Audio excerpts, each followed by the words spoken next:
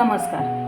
आज आपण रेसिपी पाहणार आहोत बेसन पिठाची थापोळी. त्यासाठी लागणारे साहित्य: बेसन पीठ, चटणी, हळद, मीठ, 2 मिरच्या, कोथिंबीर आणि कांदा, याचा सोडा. आता आपण पीठ मिक्स करून घेऊया. त्यासाठी प्रथम कांदा घेऊया, त्यात कोथिंबीर घालूया, मिरची घालूया,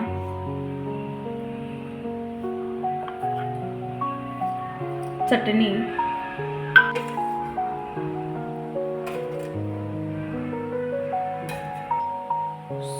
खायचा सोडा थोडासा घालूया.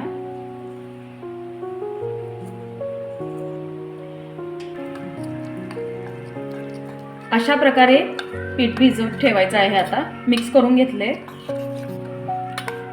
अशा प्रकारे आपण पीठ भिजवून घेतलेलं आहे. 15 मिनिटं तरी भिजवून घेतलं आहे.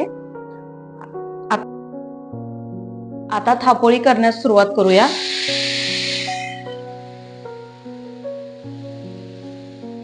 तव्यात तेल टाकून त्यात पीठ घालायचं. याचं ते थोडं पसरून घ्यायचं आहे. असं पसरून घ्यायचं. पातळ करायची, थोडी जास्त पण जाड करायची नाही, नाहीतर ती भाजत नाही.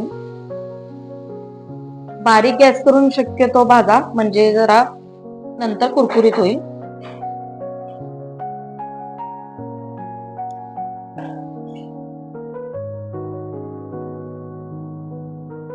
थोडस कढईनं आणखी तेल सोडा, कडा सुटण्यासाठी, म्हणजे चिकटून राहणार नाही.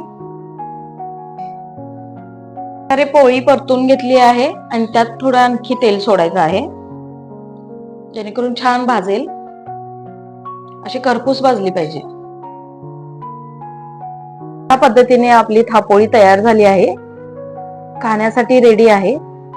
अशाच नवनवीन रेसिपी पाहण्यासाठी आपल्या चॅनेलला लाईक, शेअर आणि सबस्क्राईब करा.